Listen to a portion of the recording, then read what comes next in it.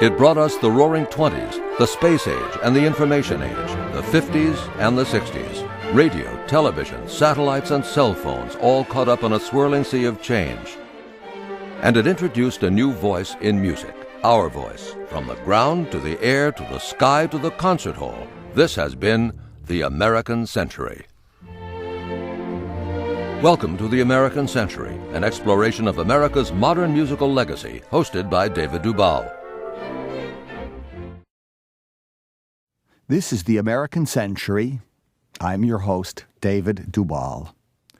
The program is heard on WQXR 96.3 FM each Sunday at 5 minutes past noon.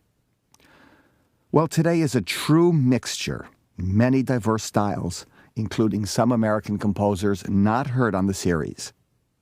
Let's begin with a march, not by Husa today, but by Russell Alexander. 1877-1915. Who's he? He was a euphonium player, and he worked in circuses and vaudeville. In 1897, he joined Barnum and Bailey's Greatest Show on Earth, and it was with that company that he wrote in Europe his Colossus of Columbia.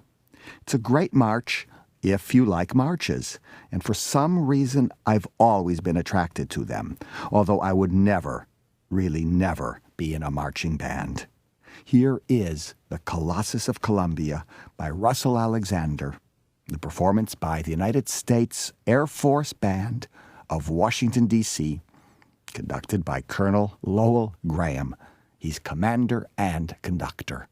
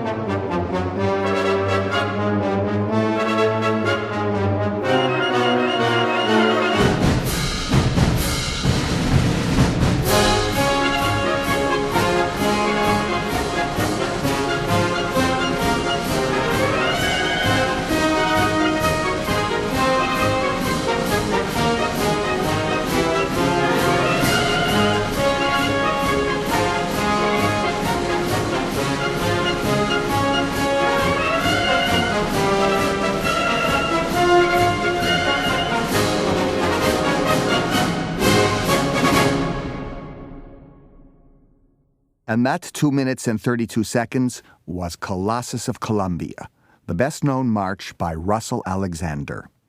Later in the program, I'm going to give you a march by Edwin Franko Goldman. But now we hear music by Robert Ward. It's his first appearance on the American Century. He's a fine composer who was born in 1917 in Cleveland, Ohio, where he grew up. He had a distinguished career as a teacher, and in 1987, he retired from Duke University. Ward is best known for his opera The Crucible, based on the Arthur Miller play, and for which Ward won the 1962 Pulitzer Prize. Today on the American Century, we hear two of his 1988 Appalachian ditties and dances. They're for violin and piano. The title, Women Folk Just Chattin' and Cloggin'. Ward has written that mountain folk are a singing people, and their tunes offer a wide spectrum of feeling. The violinist here is Stephen Ships, and Eric Larson plays the piano.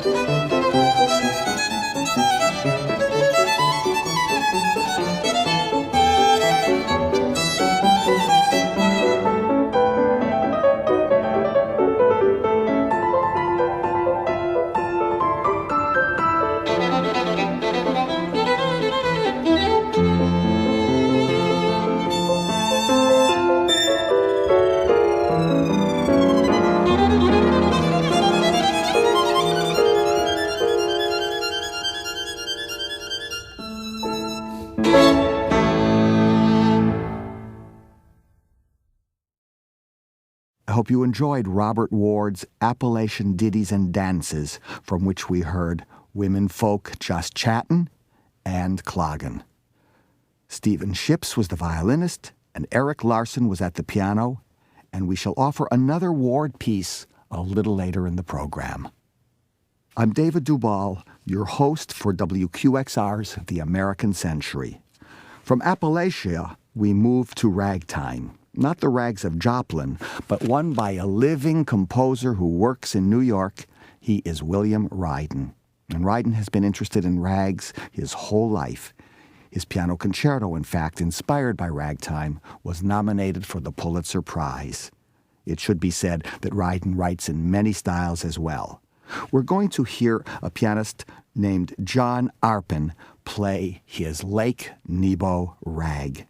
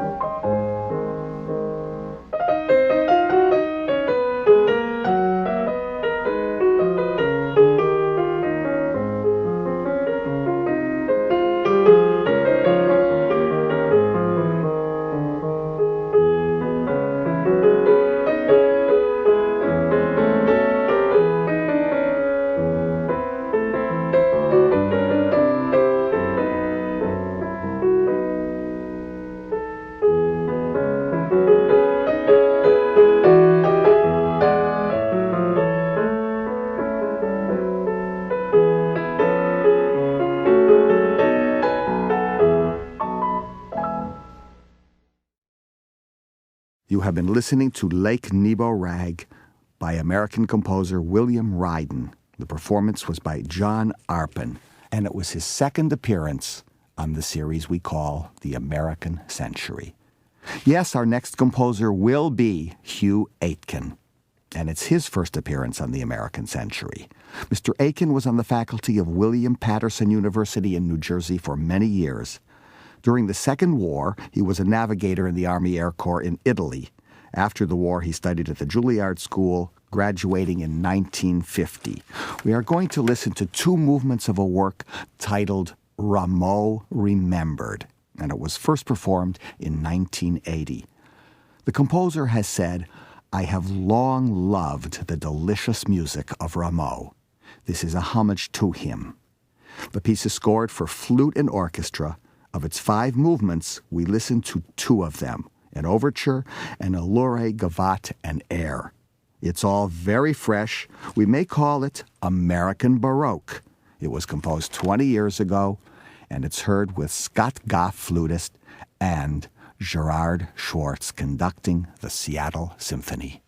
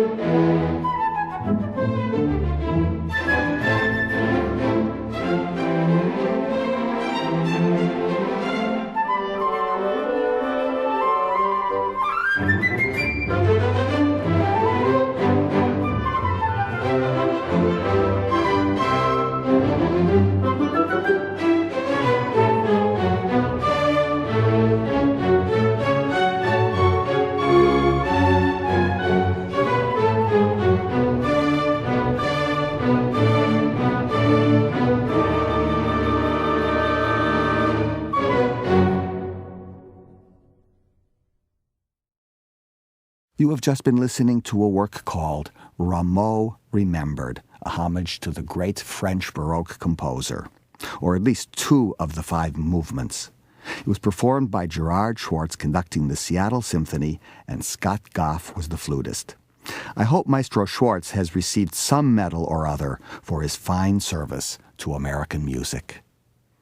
I'll return in a moment with more music, the music by Ralph Shapey. I'm David Dubal, and I think it's time for a bit of Ralph Shapey, just a sample. It will be the moderato leggero movement of his 1954 cello sonata. Ralph Shapey was born in Philadelphia in 1921. He's been widely performed and well honored. In this performance of the 3-minute second movement of his cello sonata, we will listen to Joel Krosnick, cellist, and Gilbert Kalish, pianist.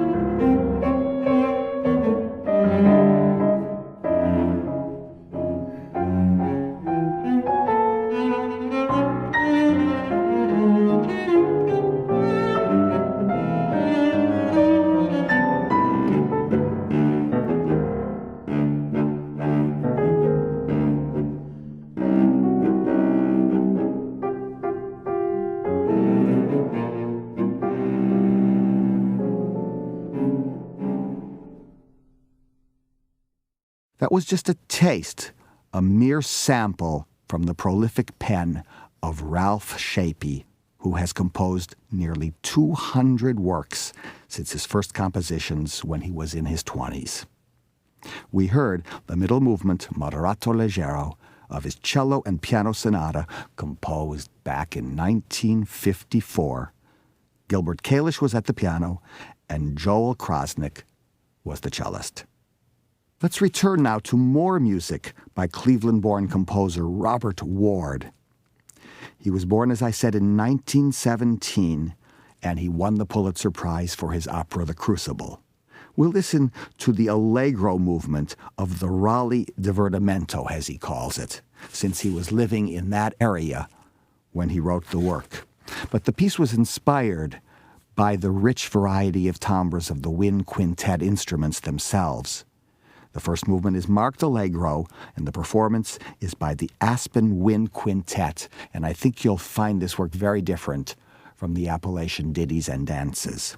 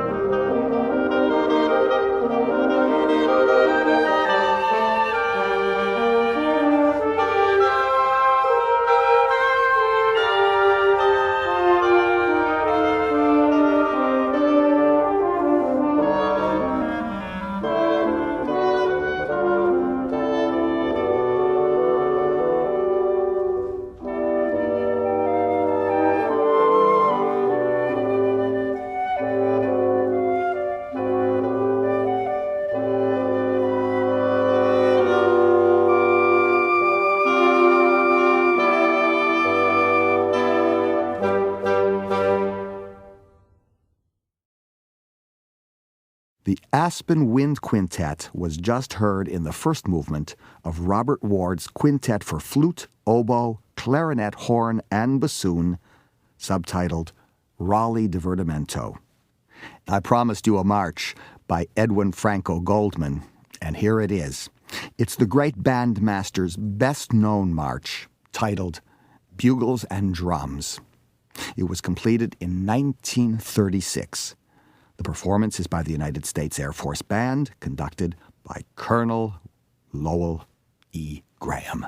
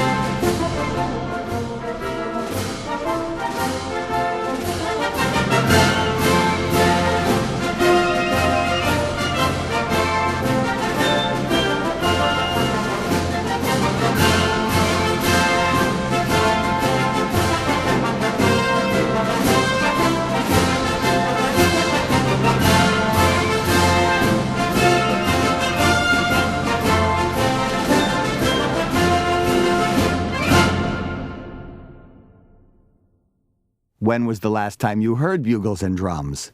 A 1936 march by one of the most famous American march composers, Edwin Franko Goldman. The United States Air Force Band was conducted by Colonel Lowell Graham.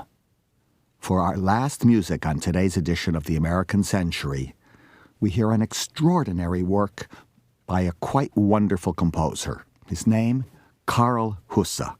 He's not yet made an appearance on the American Century, and this is it.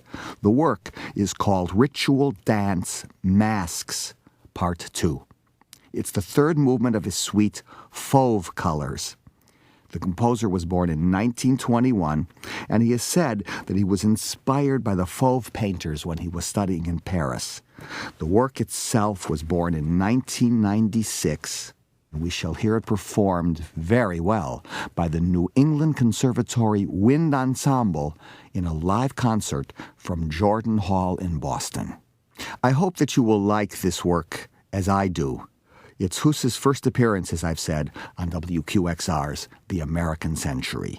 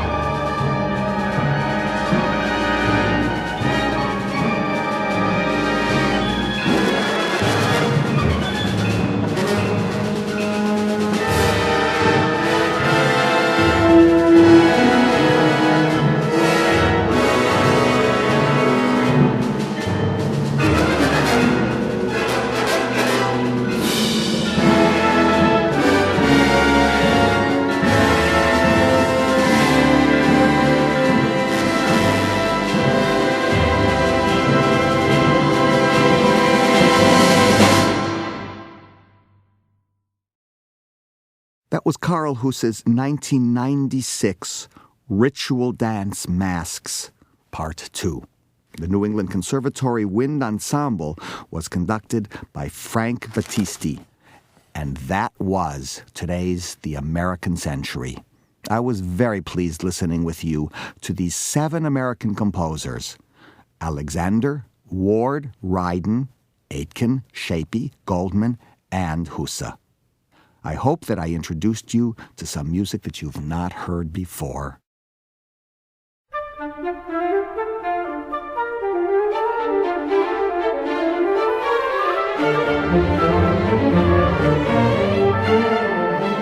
Return with us next Sunday at 12:05 p.m., where we celebrate the American composer of the American century.